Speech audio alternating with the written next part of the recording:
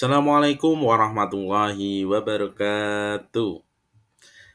Halo teman-teman semuanya, gimana kabarnya? Jumpa lagi bersama saya, Guru Pendidikan Agama Islam dan Budi Pekerti di seri selanjutnya. Pada kesempatan kali ini, kita akan membahas bab 3 Pendidikan Agama Islam dan Budi Pekerti kelas 5 semester 1 dengan materi yang berjudul Aku Anak Soleh. Sebelum kita masuk ke materi, alangkah baiknya kita berdoa sebelum memulai pelajaran ini. Karena dengan doa yang kita panjatkan, semoga apa yang nanti kita pelajari bisa kalian amalkan, bisa kalian cerna dalam kehidupan sehari-hari kalian. Berdoa mulai Bismillahirrahmanirrahim. Raditu billahi rabba wa bil islami dina wa bi muhammadin nabiyya wa rasula rabbi zidni ilma warzuqni fahma amin ya rabbal alamin. Oke, semoga dengan doa yang kita panjatkan tadi, materi kali ini akan terasa lebih ringan, ilmu nanti yang disampaikan bisa kalian terima dengan baik. Untuk mengawali materi yang akan kita pelajari hari ini, kita harus lebih dulu melihat peta konsepnya. Di sini sudah ada peta konsep tentang materi Aku Anak Soleh. Di situ ada dua bagian. Yang pertama yaitu indahnya saling menghargai. Kemudian manusia sebagai khalifah. Dan indahnya saling menghargai itu masih dibagi lagi menjadi tiga bagian, yaitu bagaimana cara menghargai suku dan budaya, bagaimana menghargai perbedaan keyakinan, dan bagaimana menghargai perbedaan pendapat. Kalian amati dulu, kalian cerna dulu, supaya nanti kalian tidak bingung dalam melanjutkan materinya.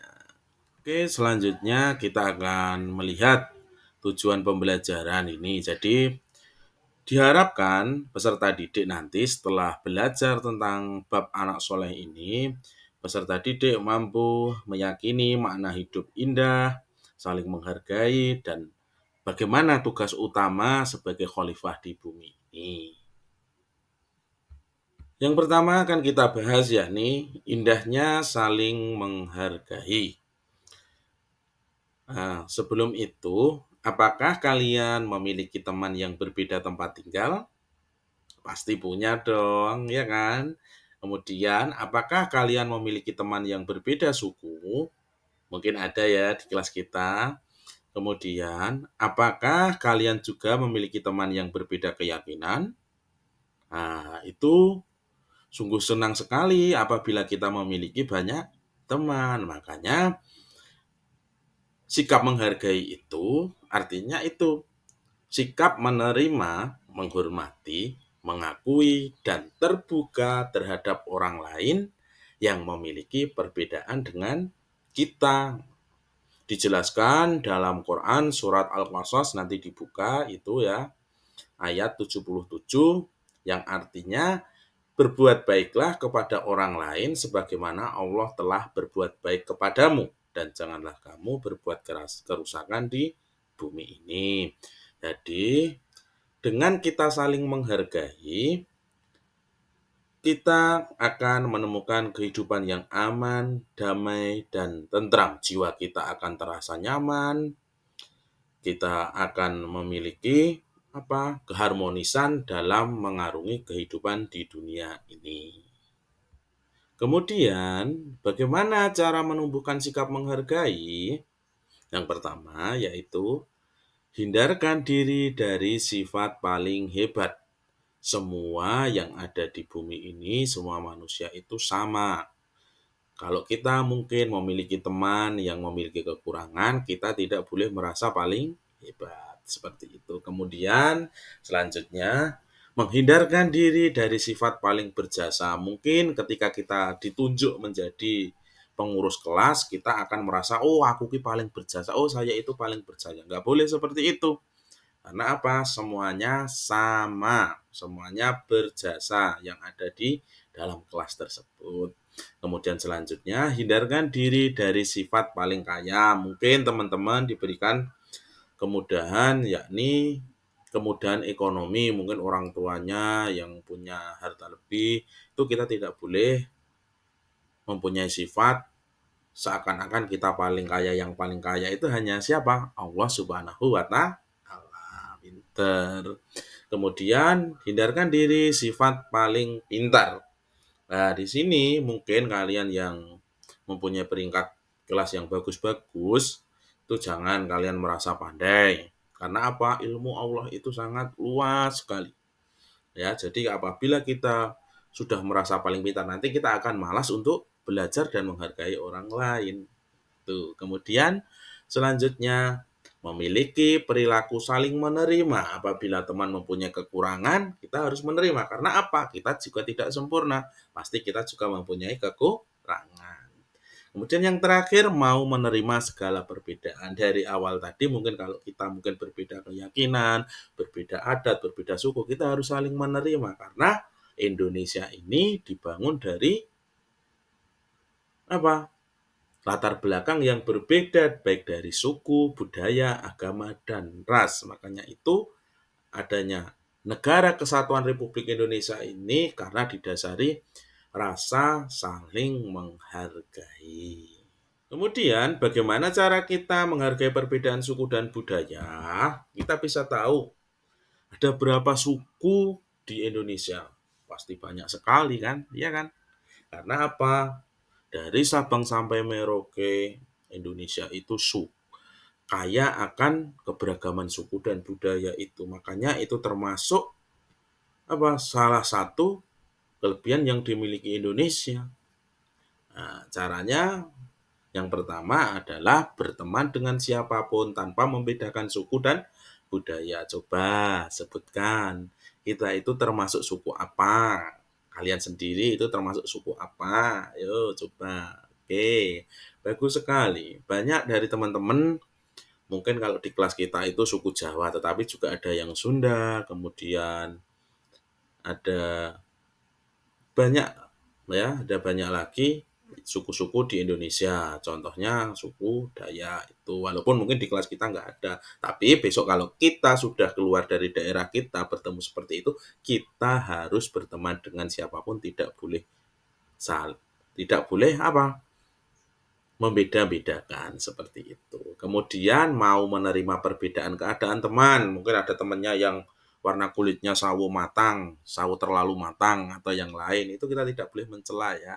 Nah, yang selanjutnya adalah tidak boleh mencela perbedaan itu. Untuk selanjutnya, bagaimana sih cara menghargai keyakinan orang lain? Yang pertama adalah tetap menunjukkan perilaku sopan santun kepada orang yang berbeda keyakinan. Apabila kita seorang muslim yang baik dan benar itu, kita tidak akan pernah mengolok-olok orang lain. Seperti itu. Jadi apabila kalian punya teman yang berbeda agama, kemudian dia merayakan hari besarnya, kita harus apa? Ya, kita tidak boleh menghalangi apabila mereka akan merayakannya seperti itu. Kemudian tidak memaksa orang lain mengikuti agama kita, nggak boleh ya. Mungkin ada teman kita yang beda agama dengan kita, kemudian kita ajak untuk mengikuti kita, ikut agama kita, nggak boleh seperti itu. Kemudian selanjutnya kita harus tetap menjadi pribadi yang taat dan menginspirasi orang lain seperti itu. Apalagi kita seorang muslim loh ya. Kemudian cara menghargai pendapat orang lain. Di sini ada 4 itu. Yang pertama menjunjung tinggi hasil musyawarah mufakat.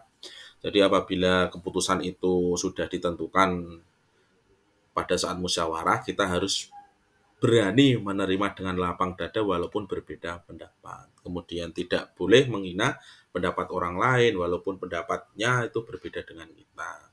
Kemudian selanjutnya memperhatikan apabila orang lain sedang berbicara. Mungkin ketika kita sedang ngobrol dengan teman, apabila Pak Guru sedang menjelaskan di depan kelas, orang tua sedang menasihati kita harus memperhatikan, tidak malah ngobrol sendiri atau sampai memalingkan muka seperti itu. Nggak boleh ya.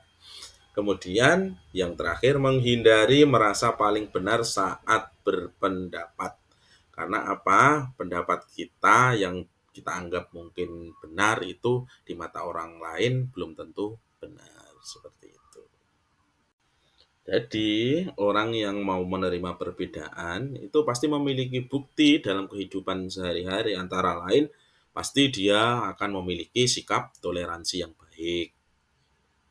Kemudian dia bisa mempertahankan budaya Indonesia walaupun mungkin banyak sekali sekarang itu ya budaya-budaya dari luar, mungkin budaya-budaya dari mana, itu kita bisa mempertahankan budaya-budaya Indonesia yang masih bagus, seperti itu.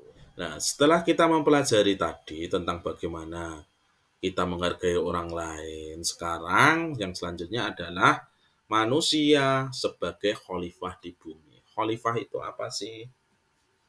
Kalau kalian tahu pasti khalifah itu adalah pemimpin untuk mengurus bumi, untuk melaksanakan perintah-perintahnya dan memakmurkan bumi serta memanfaatkan segala isinya. Jadi kita diciptakan oleh Allah itu kemudian dilahirkan di bumi ini untuk menjadi pemimpin di bumi. Makanya kita pelajari nanti bagaimana toh menjadi pemimpin itu, apalagi kita sebagai makhluk yang diberikan akal dan pikiran oleh Allah Subhanahu wa taala. Nah, kemudian itu tadi tugas manusia sebagai khalifah. Karena kita sudah dilahirkan di dunia ini, nggak mungkin kita akan kembali ke perut orang tua kita lagi. Makanya, teman-teman semuanya, tugasnya manusia sebagai khalifah itu yang pertama adalah apa? Beribadah kepada Allah Subhanahu wa taala. Kalau teman-teman harusnya juga sering atau sudah melaksanakan sholat itu 5 kali dalam satu hari. Jangan sampai bolong-bolong. Karena apa? Yang memberikan kita kesehatan dan apapun yang ada di dunia ini adalah Allah Subhanahu wa taala. Makanya apa alasan kita untuk tidak beribadah kepada Allah? Nah, itu ya. Kemudian yang kedua, memperluas wawasan dengan terus belajar. Jangan pernah menyerah untuk belajar. Apalagi kalian sudah kelas 5, sebentar lagi kelas 6, dan setelah kelas 6 itu nanti kalian akan menghadapi yang namanya ujian. Kalian sudah di fase akhir di pendidikan dasar ini, makanya kalian harus semakin rajin dalam belajar. Kemudian yang selanjutnya, menjaga alam tetap lestari. Hayo, masih banyak yang membuang sampah sembarangan enggak ini? Nah, jangan sampai ya seperti itu. Karena apa? Kita harus menjaga alam tetap lestari. Kita tidak perlu sampai berkeliling untuk menanam pohon di mana, tetapi kita mulai dari diri kita untuk membuang sampah pada tempatnya setelah jajan mungkin di rumah, seperti itu. Kemudian yang selanjutnya, menghindari merusak alam. Jangan sampai kita nanti malah merusak alam, menebangi pohon secara liar, kemudian membuang sampah sembarangan, itu termasuk merusak alam loh ya. Jangan sampai nanti sampah itu sampai menumpuk, apalagi kita dekat pesisir dibuang, wah gampang dibuang di pinggir di pantai saja, itu nggak boleh ya, seperti itu. Ya, itu tadi adalah materi tentang aku anak saleh. Kita sudah belajar bagaimana menghargai orang lain, menghargai suku orang lain, menghargai pendapat orang lain, menghargai perbedaan agama kita dengan orang lain. Itu tolong kalian praktekkan dalam kehidupan sehari-hari. Kemudian bagaimana kita menjadi khalifah yang baik di bumi ini, bagaimana kita mengemban misi yang diberikan Allah ketika kita lahir di dunia ini dengan baik. Makanya itu pesan moral dari bab ini adalah pemimpin yang hebat adalah pemimpin yang menampilkan hidup sederhana, tidak berlebih-lebihan dalam berdebat atau apapun, seperti itu. Oke, untuk hari ini ada yang ditanyakan, nanti bisa kalian kirim ke WA grup. Kalau tidak ada, tuh tugasnya di rumah ya. Yang pertama, kalian menulis tugas kalian di rumah. ya minimal 3, 4 kalau tugas saya di rumah. Kemudian tugas saya di sekolah juga 3. Kemudian tugas kalian di lingkungan masyarakat 3. Nanti minta tolong orang tuanya untuk memfoto, kemudian nanti dikirimkan ke WhatsApp grup kelas. Itu ya teman-teman ya. Jadi itu aja tugasnya. Semoga kita tetap selalu sehat dan dalam perlindungan Allah Subhanahu wa Ta'ala. Terima kasih atas perhatiannya. Billahi taufik wal hidayah. Wassalamualaikum warahmatullahi wabarakatuh.